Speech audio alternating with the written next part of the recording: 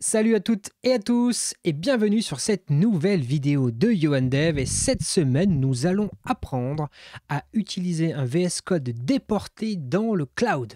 Alors qu'est-ce que ça veut dire concrètement? Eh bien, imaginez, vous avez une machine pas très puissante, vous avez un ordinateur un peu ancien, vous n'avez pas beaucoup d'argent à mettre dans un ordinateur. C'est pas un problème. Vous avez une petite connexion Internet comme moi, vous êtes paumé au fin fond de la campagne française et la fibre n'a pas encore réussi à faire son chemin jusqu'à vous. Et dès que vous faites un Docker Compose, eh bien vous avez le temps d'aller faire une sieste ou d'aller faire une promenade, le temps de faire le Docker Pool qui va bien. Eh bien, je vous propose aujourd'hui de déporter tout ce qui est la partie téléchargement, la partie compute, dans le cloud, mais de continuer à piloter tout ça depuis un VS Code installé sur votre ordinateur grâce à une solution qui est géniale dans VS Code et qui vous permet d'exécuter un VS Code serveur sur un autre distant, mais d'avoir votre vrai VS Code dans votre ordinateur et c'est quasiment transparent et ça ne change rien à vos habitudes. Vous le savez, avant qu'on commence et qu'on rentre dans le vif du sujet, on est sur YouTube. N'hésitez pas à liker, commenter, partager et si vous n'êtes pas abonné à la chaîne, n'hésitez pas, c'est le bon moment. Et on passe en mode tuto. Aujourd'hui, donc, qu'est-ce qu'on va faire? On va créer une configuration réplicable à l'infini. L'idée, c'est que si demain vous avez une équipe de plusieurs devs, eh bien vous allez pouvoir leur créer leur espace dans le cloud, ils vont pouvoir s'y connecter et vous êtes certain d'avoir la même configuration. Pour ça, on va d'abord faire une maquette en local, en installant une machine virtuelle en local. On va tester le concept et une fois que ça va fonctionner, on va le déployer dans un VPS que l'on va commander et on va le faire tout de suite, comme ça il sera prêt tout à l'heure, chez un fournisseur cloud qui s'appelle Idora. Ceux qui suivent la chaîne le savent, j'aime beaucoup travailler avec Idora, c'est un hébergeur suisse. Et donc là, eh bien, on va tout de suite commander une machine, on va faire nouvel environnement, je fais ici suivant, on va dans la partie VPS, ok, on va sélectionner Ubuntu 22.04 en version VM ici, ok, hop, on va se mettre au prix par heure pour avoir une estimation, parce que l'idée c'est d'éteindre la machine quand on s'en sert pas, donc on a besoin d'avoir cette visibilité là. Et là, qu'est-ce qu'on va pouvoir faire ici? Non, c'est pas comme ça, c'est voilà, comme ça. On va pouvoir tailler la machine. Donc là, c'est la machine de base. On va peut-être prendre 8 Go pour la démonstration avec 4 vCPU. Et on est bon et on peut lancer la création de la machine. Comme ça, tout à l'heure, quand on en aura besoin, eh bien, on pourra s'en servir immédiatement. Maintenant, je reviens dans le terminal. J'ai créé un répertoire que j'ai appelé VS Cloud, mais j'aurais pu l'appeler n'importe comment, il n'y a pas de souci. Première chose qu'on va vouloir faire, c'est se créer une machine virtuelle. Moi, je travaille sur Ubuntu. Il y a un outil qui est très pratique sur Ubuntu pour lancer rapidement des machines virtuelles. Ça s'appelle Multipass. Je vais donc faire un Multipass Launch. Je donne le nom de la petite VM, VS Code-Cloud. Je lance la création. Alors non. Comme j'ai maquetté avec ça, on va faire VS Cloud parce que le nom existe déjà. Voilà. Je crée une machine qui s'appelle VS Cloud et vous allez voir qu'avec Multipass, ça va être extrêmement rapide pour nous créer notre machine. Ça va prendre quelques instants. En parallèle, on va ouvrir ce répertoire dans Visual Studio Code. Hop, je le rapatrie par ici. Et on a besoin de Visual Studio Code, pourquoi? Parce qu'on va utiliser un outil qui s'appelle Ansible pour automatiser la création de cet environnement. C'est-à-dire qu'une fois que la machine virtuelle est livrée, eh bien, on va automatiser dans cette machine virtuelle, on va automatiser l'installation d'un certain nombre d'outils. Et pour ça, on va utiliser un outil qui s'appelle Ansible, qui est parfait pour ça, et qui en gros, si je simplifie à l'extrême, et les experts d'Ansible, ce qui n'est pas mon cas, ne me sautez pas au visage, mais en gros, c'est un outil qui permet de se connecter à travers SSH sur une cible de date distant, là on n'en aura qu'un seul, et qui va pouvoir jouer un playbook, donc une espèce de scénario finalement, avec des états à atteindre, des outils à installer, des scripts à exécuter, et c'est vraiment très pratique. Donc on va créer un fichier qu'on va appeler playbook.yaml, ok, je vais grossir, voilà un petit peu comme ça, ça sera plus lisible. Et j'ai une première version que j'ai préparée. Vous allez voir qu'on va le faire évoluer petit à petit tout au long de la vidéo. Là, je vais copier-coller la première partie de ce fichier-là pour vous l'expliquer. Hop, voilà. Attendez, j'ai même une autre version à copier-coller. Attendez, bougez pas. Vous ne voyez pas, mais ce sont sur mon second écran. Ici, tac, tac, tac. Ok, voilà, on va copier tout ça. Donc, je copie-colle le fichier YAML. On va se l'expliquer rapidement. Je ne suis pas un expert de Ansible, donc il n'y a probablement pas que des bonnes pratiques. Mais grosso modo, qu'est-ce qu'on fait ici? On a le nom du playbook. Il va cibler tous mes autres. Dans mon cas, c'est comme ça. On passe une variable d'environnement qui s'appelle Docker Arch. Et nous, on s'attend à ce que ça soit obligatoirement du AMD 64. OK. Donc la première tâche qui est décrite dans le task ici, c'est vérifier si on est bien sur la bonne architecture. Si ce n'est pas le cas, on fail et on passe à autre chose. Ensuite, qu'est-ce qu'on fait? On fait ici un apt update, un apt upgrade grâce à Ansible built-in apt. Comme ça permet facilement de mettre à jour avant de passer à la suite. Ici, qu'est-ce qu'on fait? On installe un certain nombre de packages qui sont toujours nécessaires à avoir sur une machine. apt transport HTTPS, CA certificates, curl, GNUMG, software property commons, git, build essential, zip, bref. L'idée ici, c'est de se déployer un environnement spécifique pour le dev PHP. Donc, il est particulièrement orienté PHP et l'exécution de Docker. Donc, un environnement de développement, tout ce qu'il y a de plus classique. Ensuite, qu'est-ce qu'on fait? On crée un répertoire pour les GPG de Docker. Ensuite, on rajoute la clé GPG du dépôt Docker. Ensuite, qu'est-ce qu'on fait? Bon, ici, on affiche les architectures. Bon, ça, c'est pas très important. Ici, on ajoute le repository Docker. On installe évidemment Docker et toute la myriade d'outils dont on va avoir besoin pour développer. Docker CE, Docker CO CLI, Docker Compose Plugin, etc., etc. Ensuite, qu'est-ce qu'on fait? On crée le groupe Docker et on ajoute l'utilisateur qui est en train d'exécuter Ansible. Ok, on l'ajoute au groupe Docker. De cette manière, l'utilisateur en question a le droit d'exécuter Docker. Ensuite, on active Docker en tant que service et on le démarre, tout simplement. Ensuite, on installe Git, on installe PHP 8.3, enfin, on ajoute ici, le repo PHP 8.3. Ensuite, on installe PHP 8.3. On installe toute une myriade d'extensions, là, les plus courantes. On installe la Symfony CLI, enfin, on configure le dépôt et tout de Symfony CLI, puis après, on installe Symfony CLI. On installe Composer, on rajoute les sources pour Node.js, on installe Node.js et c'est déjà pas mal. Donc l'idée, c'est vraiment d'automatiser tout ce processus d'installation et de ne pas avoir à le faire à chaque fois à la main. Et là, Ansible, c'est parfait pour ça. Est-ce que pendant ce temps, notre VM a bien été créée? Oui, il nous dit VS Cloud a bien été lancé. Parfait. Pour pouvoir lancer Ansible sur cette machine virtuelle, il faut qu'on récupère son adresse IP. Multipass nous fournit une commande qui s'appelle list. OK. Hop, hop, je vais fermer cet outil-là pour pas qu'il nous envoie des notifications. Donc, on a les différentes machines. Vous voyez qu'il y en a 2 qui ont été delete parce que j'ai préparé ça. Et il y a VS Cloud qui tourne et on a ici son adresse IP. Donc, on va en avoir besoin et on va en avoir besoin très rapidement.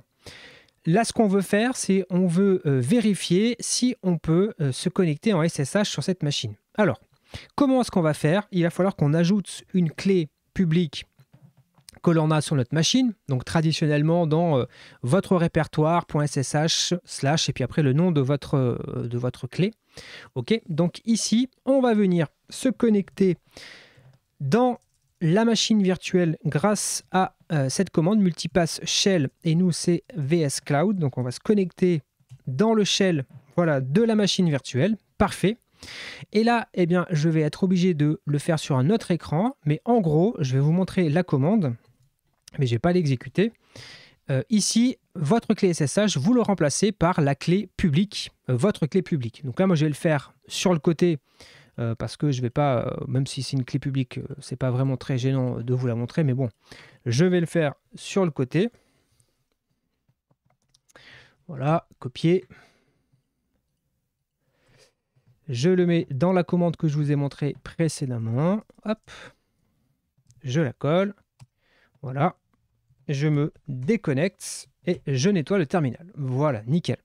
Donc là, en gros, qu'est-ce que j'ai fait? J'ai ajouté ma clé publique SSH qui va me permettre du coup de me connecter maintenant, non pas avec multipass, shell, etc., mais de me connecter en tout simplement en SSH, pardon. Hop, moi ce que je veux juste récupérer, c'était l'adresse IP, je ne l'ai pas copié-collé, donc on va la récupérer ici. Voilà, liste, ok. Donc on va se faire maintenant un SSH @ubuntu. Alors ubuntu l'adresse IP, donc c'était quoi? 10.120.248.225. Donc si j'ai bien configuré ma clé, je vais pouvoir me connecter. Il me demande si je veux accepter la fingerprint. Je vais répondre yes. Et je suis bien connecté au travers de SSH. Donc c'est bon, on a bien paramétré le SSH entre mon ordinateur et la machine virtuelle.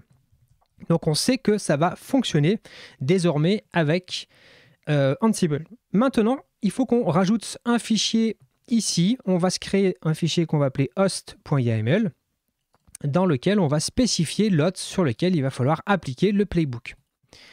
Donc on crée le fichier host.yaml ici. Et hop, je vais copier-coller le petit fichier que j'ai préparé. Je vais juste récupérer l'adresse IP qui est ici. Hop, pour pouvoir la mettre ici. Donc en gros, qu'est-ce qu'on fait ici?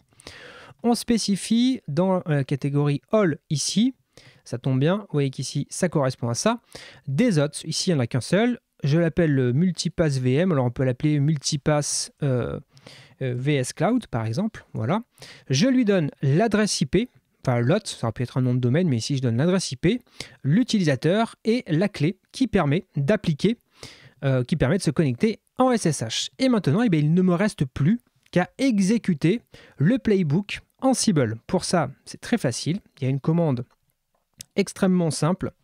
Ansible playbook, -i, on lui passe l'host, donc les hôtes sur lesquels on veut appliquer le playbook et le chemin du playbook. Et on fait entrer.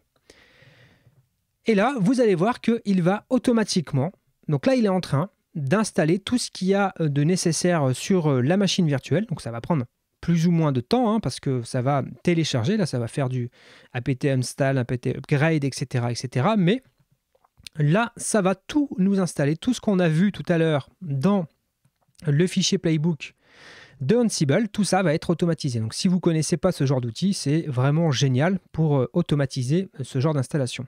Vous pouvez même l'utiliser pour votre propre machine. Imaginez vous réinstaller un ordinateur sous Linux, eh bien, vous pouvez vous faire votre propre playbook, comme ça vous n'avez pas tout à réinstaller, vous installez Ansible et vous lancez l'install et c'est parti, vous retrouvez votre environnement de travail nickel, sans avoir à tout refaire à la main, c'est vraiment extrêmement pratique. Donc là, si on retourne, on voit que, vous voyez qu'il est en train de faire un certain nombre d'actions, donc il y a des choses qui sont déjà existantes, il y a des choses qui changent, donc on a l'état, comme ça on a l'état au fur et à mesure, donc ça va prendre un certain temps quand même, le temps que tout ça avance tranquillement. En parallèle, le temps que ça avance, je vais vous parler de l'extension VS Code qu'on va utiliser qui s'appelle Remote SSH. Alors attendez, je vais essayer de vous trouver la page web de ce truc-là. Hop.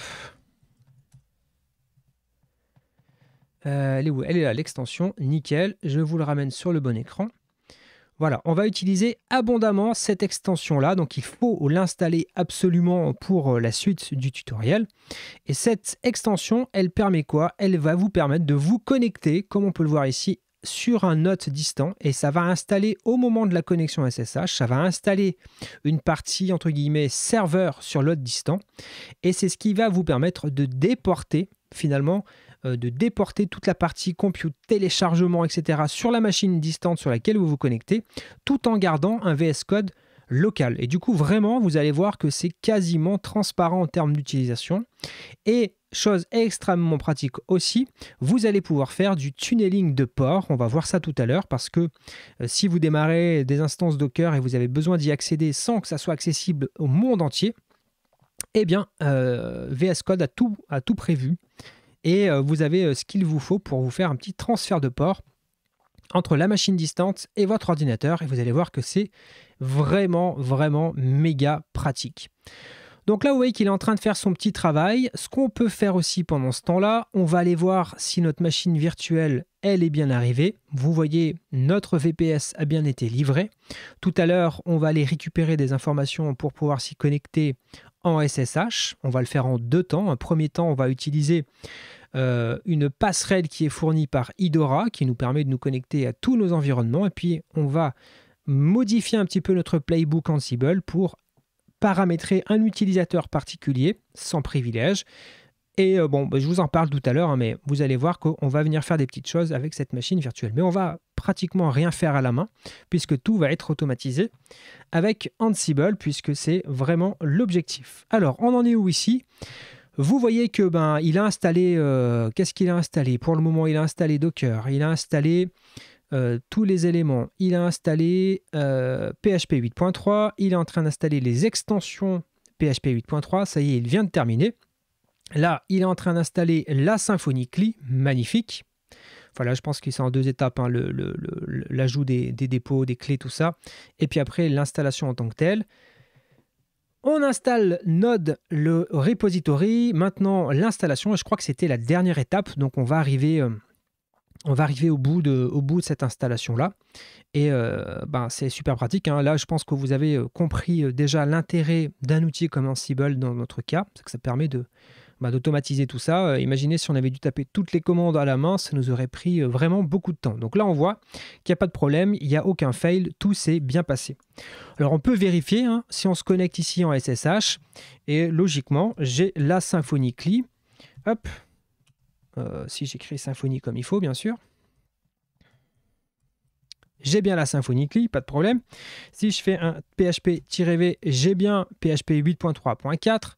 Si je fais un Composer, j'ai bien Composer. Donc tout va bien. On a tout ce qu'il faut sur la machine. Magnifique. Maintenant, ok, c'est cool. Comment est-ce que je vais me connecter sur cette machine depuis VS Code? Alors attendez, je vais juste faire une petite modif avant parce que j'ai des choses à supprimer pour pas trop vous spoiler la suite. Je vais le faire tout de suite. Hop, on va faire comme ça, comme ça. Je supprime tout et j'enregistre et je rafraîchis ici. Hop.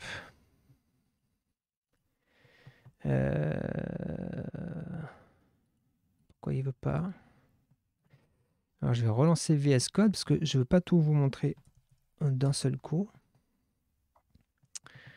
Alors, hop, hop. Voilà, magnifique. Voilà.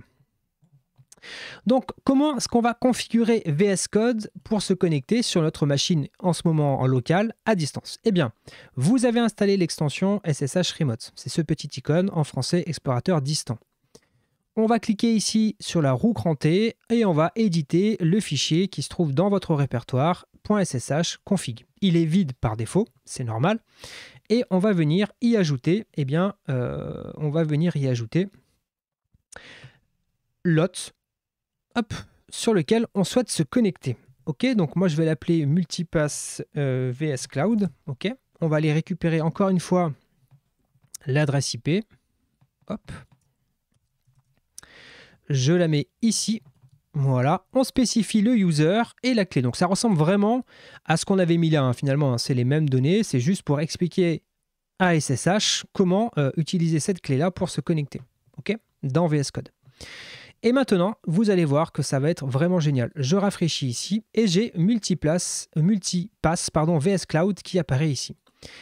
Et bien pour me connecter, j'ai plus qu'à cliquer ici. Ça va ouvrir une nouvelle fenêtre de VS Code. Là, vous voyez qu'il y a marqué « Ouverture de la machine distante ». Là, il est en train de se connecter dans la machine virtuelle. Et là, il a réussi. Il est en train de télécharger le serveur VS Code et il va l'installer sur la machine distante. Et c'est là où c'est vraiment, vraiment extraordinaire. C'est vraiment génialissime. C'est que là, le premier chargement est un petit peu long parce qu'il y a cette partie installation du serveur distant, mais vous allez voir qu'après, une fois que c'est installé, eh bien, cette opération n'est plus nécessaire les fois d'après et vous allez pouvoir comme ça vous connecter hyper rapidement à votre serveur distant. Bon, là, c'est une machine virtuelle locale. On va le faire juste après avec la version cloud chez Idora et ça va être tout aussi simple et transparent. Vous allez voir que vraiment, en termes d'expérience, c'est assez génial. Donc là, hop, il est en train d'installer ce truc-là. Je ne sais pas combien de temps ça va prendre. Ça y est, vous voyez qu'on est connecté. On a le shell directement de VS Cloud. Je peux ouvrir un répertoire. On va ouvrir le répertoire par défaut ici. Voilà, je fais confiance aux auteurs. Et là, vous voyez que je suis connecté sans problème dans un VS Code. On voit que je suis à distance. Si j'ouvre le terminal, nouveau terminal, je suis bien sur le cloud distant. Et que si je fais un PWD, je suis bien dans home/Ubuntu, ce qui n'est pas du tout mon répertoire local. Hein. Moi, je suis dans un home Yohan. Bah là, par défaut, hein, dans Multipass, le user, c'est Ubuntu. Donc, ça, c'est vraiment magnifique. Donc ça fonctionne en local. On va tout à l'heure s'amuser un petit peu avec, mais là, on ne va pas aller plus loin.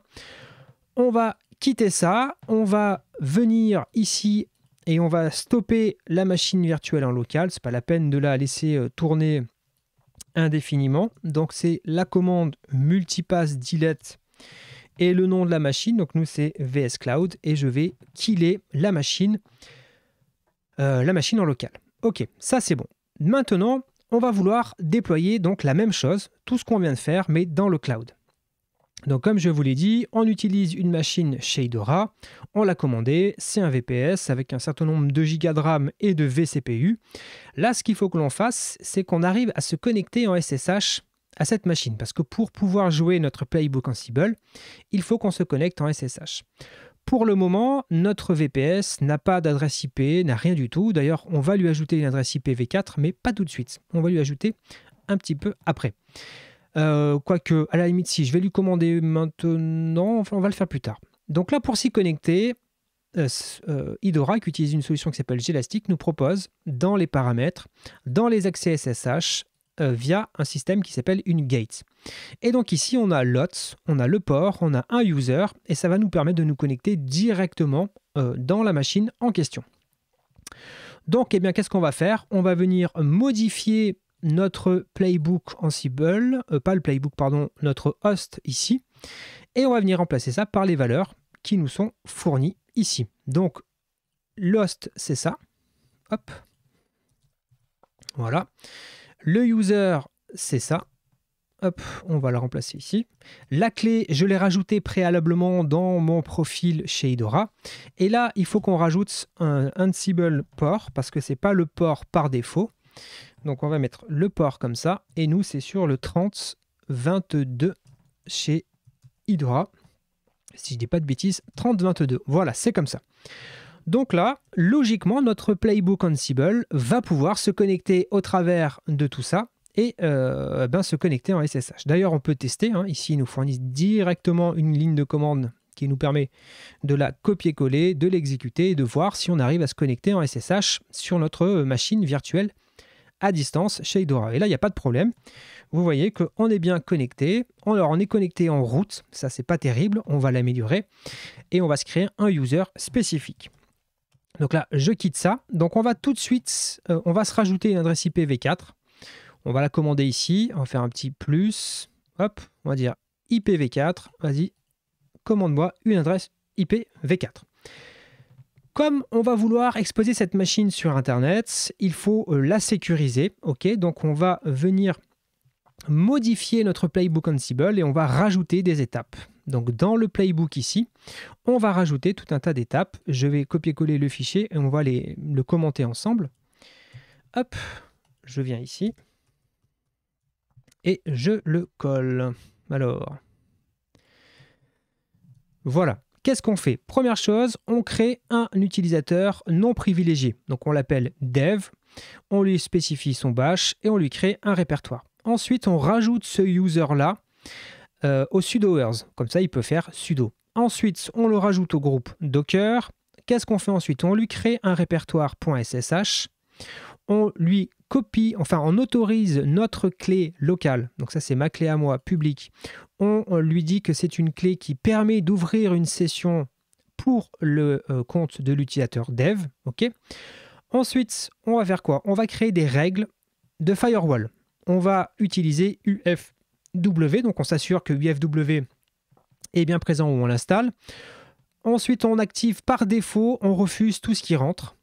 On autorise tout ce qui sort. On vient autoriser de manière explicite OpenSSH. Donc, on n'a besoin que de ça finalement.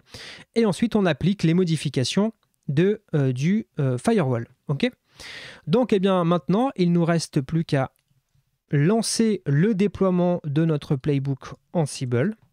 Donc, on va venir ici et on lance le déploiement de notre playbook Ansible. Donc là, bon, ben, ça va prendre un certain temps puisque il faut qu'il se connecte à Idora. Mais en fait, une fois qu'il est connecté, ça devrait même être probablement un peu plus rapide que tout à l'heure sur la machine virtuelle locale puisque Idora a une connexion Internet bien supérieure à la mienne puisque moi je suis en ADSL et eux ils ont évidemment des connexions beaucoup plus intéressantes que ce que je pourrais moi avoir chez moi. Donc là, comme tout à l'heure, ça va prendre un certain temps. Le temps de faire les différentes étapes, le apt update, apt upgrade, etc., etc. Et quand ça va être bon, on va venir tout simplement, on va pouvoir même le préparer en attendant, on va venir modifier dans Explorateur ici, notre fichier config qu'il y avait ici, et on va s'en créer un autre, on peut en mettre autant qu'on veut ici, en fait, on peut mettre plusieurs hots, donc on va s'en créer un qu'on va appeler Idora. On va lui mettre son adresse IP V4 qui a dû arriver ici. Voilà, je prends l'adresse IP V4 qu'on vient de commander, je la mets ici. Je veux me connecter avec le user dev. Je veux utiliser ma clé privée pour me connecter et je veux ici le port 22. Ok, c'est le port du coup par défaut SSH. Maintenant, allons voir où est-ce que ça en est. Ok, là, il est en train de faire le apt update, apt upgrade. Ça peut prendre certaines minutes. Vous pouvez suivre d'ailleurs l'état de votre machine en venant ici et en cliquant sur les statistiques. Ça vous permet comme ça de suivre la consommation des ressources de la machine.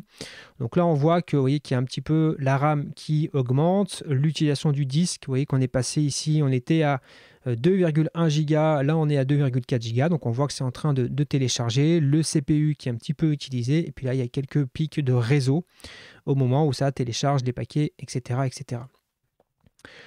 Donc là, il faut patienter, il n'y a pas vraiment de choix, forcément, il y a des moments comme ça où on est obligé de patienter, mais l'avantage c'est qu'on patiente sans avoir rien à faire, une fois que c'est terminé. On peut passer, enfin, ça va enchaîner sur les tâches suivantes, alors que si vous deviez le faire à la main, déjà probablement vous allez oublier des étapes, et alors que là vous lancez, et puis vous pouvez switcher sur une autre fenêtre, faire autre chose, commencer à avancer sur la suite, et ça fonctionne très bien, sans trop vous prendre la tête. Donc là, voilà, on va patienter tranquillement, le temps qu'il fasse tout ce qu'il a à faire. Donc après, il est probable que la version d'Ubuntu qui est proposée, elle a pas mal de mises à jour, donc ça tombe bien, on est en train de les mettre à jour ici. Et on patiente tranquillement, on va aller voir les ressources, si elles sont chargées ou pas chargées. Bon, vous voyez que ça se charge, mais pas tant que ça. Est-ce que j'ai toujours Internet ou pas? Attendez, hop. Oui, c'est bon, parce qu'avec la DSL, on n'est jamais... on n'est jamais tranquille, on peut toujours avoir une petite surprise. À un moment donné, la connexion ne passe plus. Bon, alors, on patiente, soyons patients. Ce que je vais faire, si vous êtes d'accord avec ça, c'est que je vais mettre la pause le temps que le playbook s'installe. Ah non, regardez, c'est bon, c'est passé à l'étape suivante, donc on va rester ensemble, comme ça vous avez vraiment le temps réel. C'est intéressant, je pense aussi, de voir réellement le temps que les choses prennent.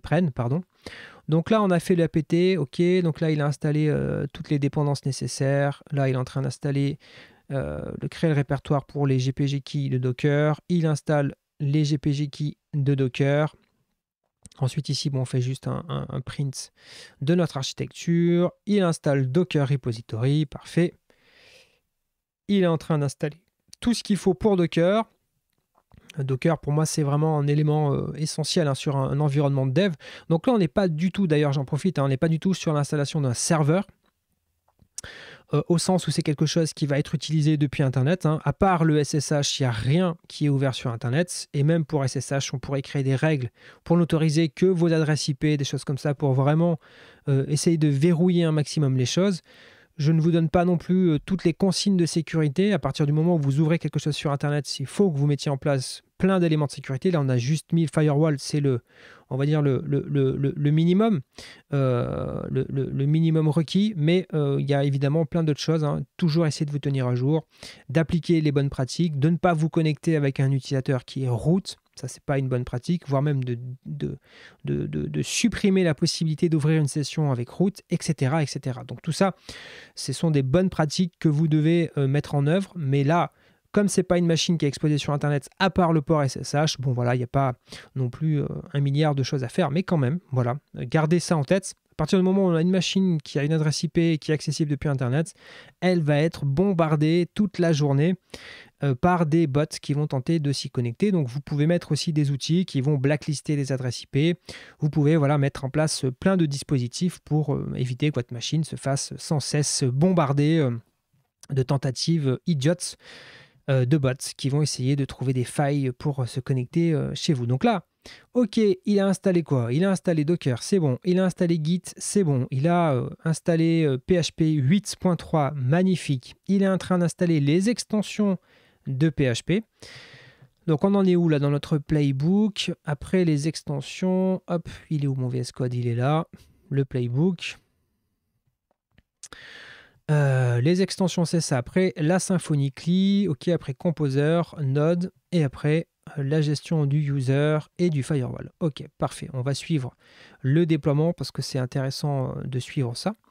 Et après, on va configurer notre VS Code pour pouvoir l'utiliser sur un autre distant qui, lui, dispose d'une connexion Internet performante, qui dispose de ressources peut-être plus performantes que votre propre ordinateur. Et puis surtout, ce qui est très cool, on n'en a pas parlé, hein, mais c'est que vous changez de machine, vous n'avez plus qu'à configurer un fichier de config SSH, vous lancez VS Code et vous retrouvez votre environnement de travail tel que vous l'aviez laissé.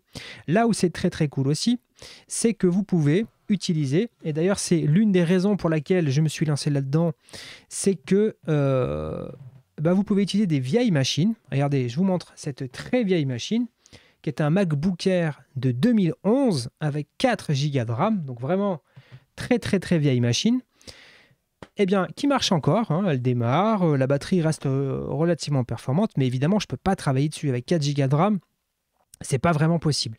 Sauf qu'avec cette technique, c'est possible, parce qu'en fait, à part démarrer l'OS, lancer VS Code, il n'y a rien d'autre qui tourne sur cette machine, un navigateur web à la limite, et tout le reste est déporté, notamment Docker et compagnie, est déporté sur un autre distant. Et là, vraiment, ça prend du sens, parce que vous pouvez avoir des machines soit vieilles, soit un petit peu fatiguées, soit même cheap, pourquoi pas, eh bien ça va fonctionner. Et vous n'avez pas besoin d'avoir une machine de psychopathe, ça va marcher sans problème.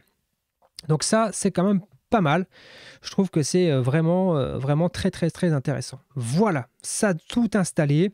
Ça nous a configuré tout ce qui va bien au niveau SSH. Donc maintenant, on va aller dans notre VS Code. On a configuré ça, donc logiquement, ça devrait fonctionner si on n'a pas fait n'importe quoi. Et ici, on peut cliquer ici. Ça va lancer une fenêtre VS Code. Il nous demande si on veut accepter le fingerprint. Donc on va dire yes. Et là, vous allez voir qu'il va se connecter sur la machine distante. Et là, ça, c'est vraiment très cool. Vous voyez qu'on est déjà connecté. Ça a été très rapide.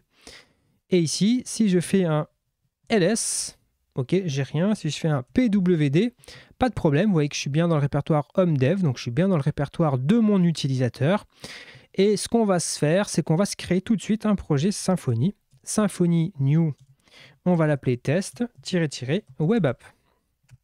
On va lancer la création. Alors, je ne vous l'ai pas montré tout à l'heure, on aurait pu n'utiliser que la connexion via le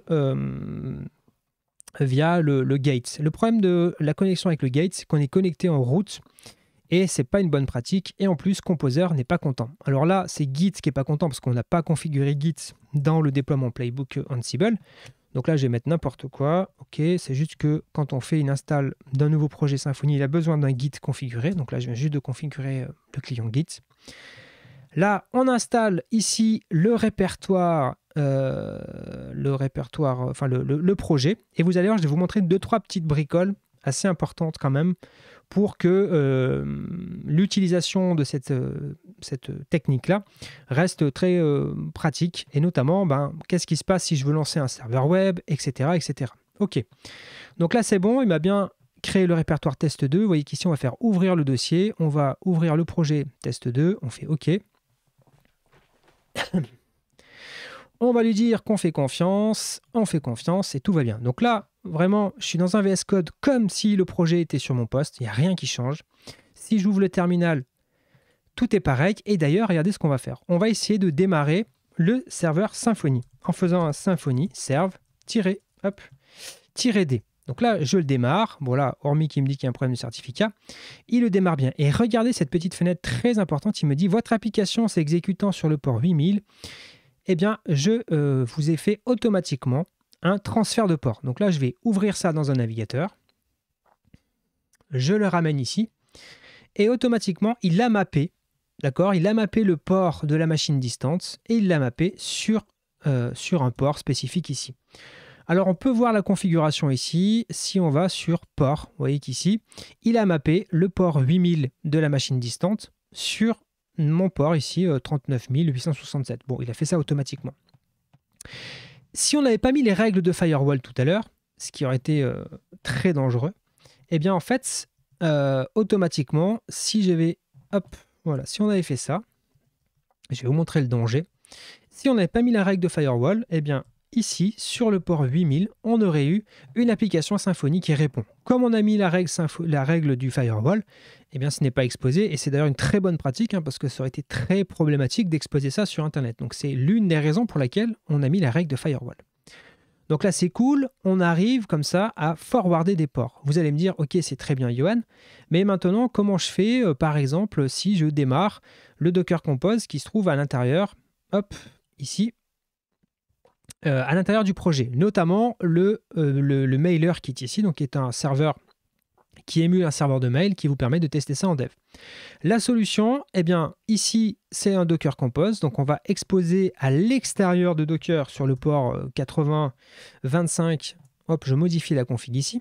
Donc là, à l'intérieur de ma machine distante, il sera accessible sur le port 80.25. Donc ici, je n'ai plus qu'à faire un Docker Compose up-d. Voilà, je démarre le conteneur. Donc là, vous voyez qu'il fait le pull et il le démarre. Clairement, chez moi, en local, ça ne va jamais aussi vite que là, je vous le dis tout de suite. Donc là, il le démarre. Très bien, ça prend un certain temps, le temps qu'il crée les volumes et qu'il les démarre. Nickel. Donc là, c'est bon. Vous voyez que si je fais un Docker PS, hop, il me les a bien démarrés. Et il en a bien démarré un sur le port 80.25. Là, il n'a pas détecté ça, il ne l'a pas fait en automatique, mais on peut le faire à la main. Je lui dis 80.25. Je fais juste ça. Et il me dit quoi? Il me dit, en local, c'est bon, je t'ai remappé le port 80.25. Et si j'ouvre ça dans un navigateur, j'ai bien le mailer en local qui arrive ici sans problème, tout va bien. Donc ça, c'est vraiment extrêmement cool parce que ça vous permet de vraiment de travailler comme si vous étiez, sur votre poste. Sauf que tout est exécuté à distance. Et ça, vraiment, je trouve ça vraiment exceptionnel. Et comme je vous le disais, sur des vieilles machines ou pour avoir systématiquement tout le temps le même environnement, c'est génial. Maintenant, vous vous posez peut-être la question des extensions VS Code. Eh bien, vous pouvez venir ici et vous avez donc les extensions qui sont installées en local sur votre machine et ici, le SSH, les extensions qui sont installées à distance. Elles ne sont pas toutes installées par défaut. Il faut que vous cliquiez ici et vous allez pouvoir sélectionner les extensions que vous souhaitiez copier. Par exemple, moi je vais prendre Docker pour la démonstration, je fais OK. Et là, il va installer l'extension sur le VS Code distant qui est exécuté sur votre machine distante. Et là, vous voyez qu'il m'a bien rajouté le petit icône Docker. Et c'est très cool parce que regardez, celui-ci, il me permet de voir les machines Docker, enfin les conteneurs Docker, qui sont exécutés sur ma machine distante. Et vraiment, il n'y a aucune différence, vraiment aucune différence d'expérience vis-à-vis de ce que je pourrais faire en local. Alors, s'il y a peut-être une différence que je n'ai pas testée, c'est ici, est-ce que je peux faire joindre Visual Studio Code? Donc ça, c'est un truc très cool aussi, qui permet de faire clic droit sur un conteneur et de l'ouvrir dans Visual Studio Code. Et là, est-ce qu'il va arriver à le faire? Écoutez, j'ai l'impression. Est-ce qu'il va arriver à le faire? Parce qu'il faut qu'il passe par SSH et puis une fois dans SSH, qu'il se connecte dans le conteneur. Alors là, honnêtement, j'ai pas testé ça à la préparation de la vidéo. Ça me paraît un petit peu... S'il y arrive, honnêtement, c'est assez ouf, mais ça me paraît un peu compliqué s'il y arrive. Mais allez, tentons. Comme ça, on pourra vraiment dire que l'expérience est quasi similaire à ce qu'on peut faire en local. Sachant que ça, c'est pas quelque chose qu'on fait tous les jours, hein, se connecter, enfin lancer un VS Code dans un conteneur, mais pourquoi pas. C'est une possibilité offerte. Qui peut, de temps en temps, ça peut m'arriver d'avoir à l'utiliser. C'est assez rare, mais ça m'arrive quelquefois. Bon, j'ai pas l'impression que ça fonctionne en même temps. Ça me surprend pas non plus des masses, hein. C'est un peu quand même un peu tarabiscoté ce que je lui demande ici. Non, il va pas y arriver, ce qui paraît logique, hein. Allez, on va pas insister. Par contre, ce qui pourrait être cool, c'est de voir si je peux directement avoir le shell ici. Est-ce qu'il y arrive si je fais terminal? Oui, c'est bon. Là, vous voyez qu'il vient de me connecter directement dans le shell du conteneur. Donc là, si je fais pwd, ok, je suis bien dans... j'imagine que je suis bien dans le... Oui, c'est bon, je suis bien dans le répertoire du conteneur. Et là, si je fais exit, je vais sortir du conteneur. Ok, magnifique. Voilà. Bah écoutez, vous avez vu, hein, il nous a fallu quoi? Une petite quarantaine de minutes pour mettre en place tout ce petit système. Maintenant, on a une machine distante qui nous permet d'exécuter un projet Symfony en mode dev, de lancer des conteneurs Docker hyper rapidement, de faire de la translation de port ici. Bref, d'avoir une expérience vraiment extrêmement proche d'un développement en local. Vous gardez toutes vos habitudes, c'est ça qui est vraiment génial. Sauf que toute l'intelligence, le compute est déporté sur une machine distante. Les fichiers se trouvent sur une machine distante, hein, c'est ça aussi l'avantage, hein, c'est que vous n'avez plus rien sur votre machine. Vraiment, votre machine, c'est juste un terminal avec VS Code qui se fait juste l'interface entre vous et la connexion avec la machine à distance.